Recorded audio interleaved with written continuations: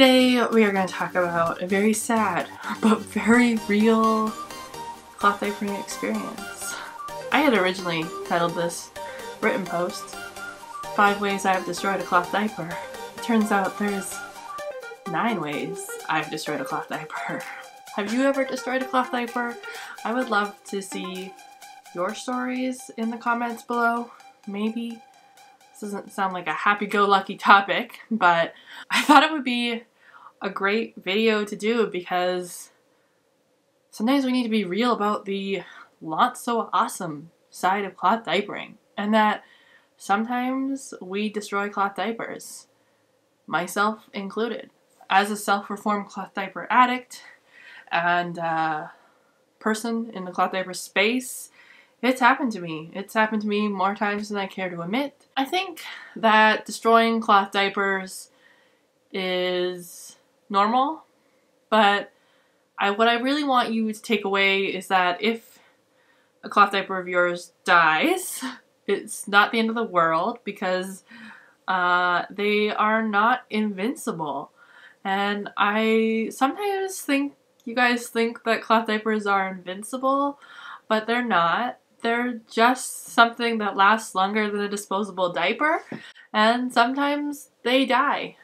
A lot of people ask, well, what can I do with a destroyed cloth diaper? I mean, if you're crafty, you could craft it into something else, but really that's the end of the lifespan for a PUL or a TPU. If it's a natural fiber, you could repurpose it as like a rag or something, but PUL and TPU covers kind of just get garbaged. And yeah.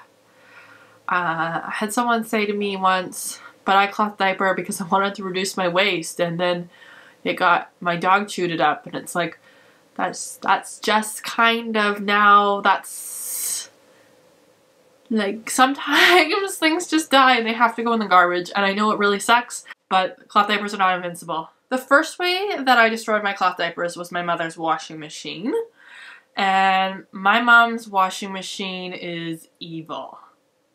Straight up evil. And I'm hoping to get my macro lens and I will show you what our washing machine did to my poor Lullaby baby cover in the first week that I bought it. And I don't know why, but it scratched it all up. Also to like my buttons covers are all scratched up as well. Who knows?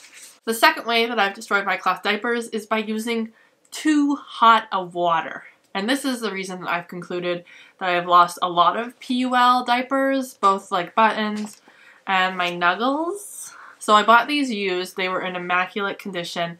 I brought them home, and I think because my washing machine is so hot, it really began to break down the TPU cover. And the more that I've talked with Cheryl, the more that I've learned that 140 degrees, which is what my hot water tank was set at, is not really ideal for cloth diapers, and I've turned it down and I'm seeing much better results with my diapers lasting longer. So think about how hot is your water.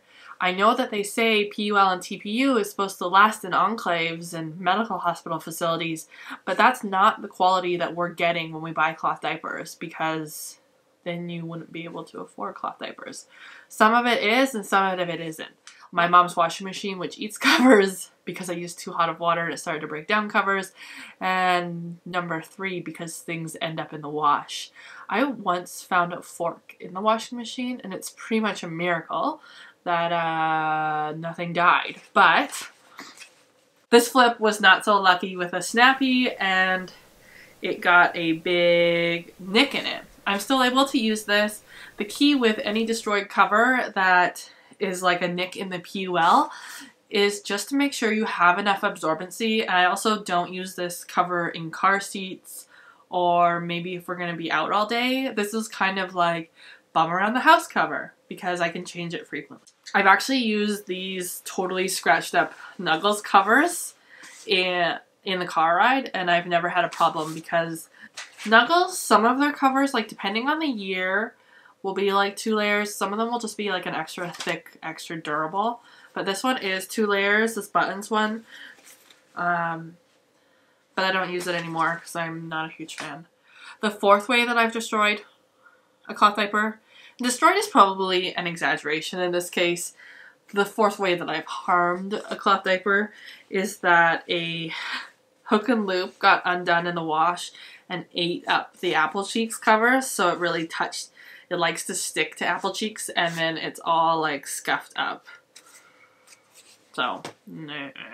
Apple cheeks, this is the one that I can think of off the top of my head, but I know that I have a few others that have like hook and loop battle wounds. The fifth way that I've destroyed a diaper cover is having a metal zipper in the dryer. And I've seen this where I've seen a cover get tossed in the dryer with a metal zipper and there'll be nicks on here. I can't think of which one exactly, and I might have gotten rid of it, sold it, so I might not have it anymore, but that's something to also be aware of. And one of the reasons I was really skeptical about the metal snap in the Super Bottoms diaper. Now, the sixth way that I've destroyed a cloth diaper is those damn agitators. I've since replaced the elastics on this, but this diaper got caught up into my old agitator and the elastic just popped out. Yeah, it was like, So I'm so grateful now that my new machine doesn't have an agitator, because agitators are really hard on clothes, and I am super content and super happy with my top load HE machine without an agitator. And I have seen that the elastics in my diapers are really lasting longer. The seventh way that I've destroyed a diaper is by failing to replace elastics. I bought this Grovia one with the intention of replacing the elastics in them, but I did replace the elastics, but there's no bounce. If you're gonna buy a diaper with the intention of replacing an elastic, know that maybe the elastic repair might not go smoothly the first try or the second try or the third try, and you might not be able to do it. You might also do a really good botch job. And this diaper just lives in my stash because it's pretty, and I don't know what else to do with it. And maybe one day. The eighth way that I've destroyed elastics is by letting them sit on my... The elastic in this slume has pretty much dry rotted and it's squeaky. Some of my diapers that I've pulled up, I don't know if that's in part having to using a harsh detergent like Tide, but after like being up on my shelves for 3 or 4 months, this is just a regular room, I pulled a couple out and they just like died. If you kind of know why, let me know below. The ninth way that I've destroyed a diaper is we had an ink explosion in my wash. And if you watch my laundry rambles, you probably remember when this happened. I haven't treated it. I did have a hairspray. Hairspray doesn't work on the PUL to get out the covers, get out the ink. I am noticing that it is fading on a lot of my other diapers, but ink accidents has been one. I also have a big paint smear on my flip cover from when my child backed into a wall. I've also cut open diapers for science. I guess that's self-inflicted harm, not intentional. I forgot to also add that I destroyed a diaper just by pulling on it too tight once, and this entire back elastic came undone. I'm sure that I probably could have done a warranty claim, but my warranty experience with American brands, not so great. I know that a lot of other people have had a lot of failures with cloth diapers, so I'd love to know how you destroyed a diaper in the comment. No judgment. This is purely for science, guys.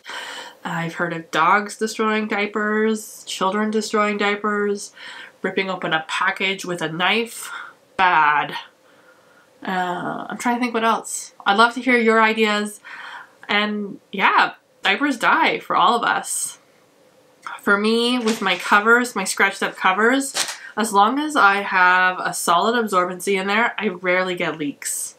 That small little pinhole of elastic, this is still pretty good cover. It's still fairly waterproof. It does the job, keeps the poop in, and unless my child is specifically sitting on that one spot really long time, which my children don't sit, doesn't happen. So until next time, bye!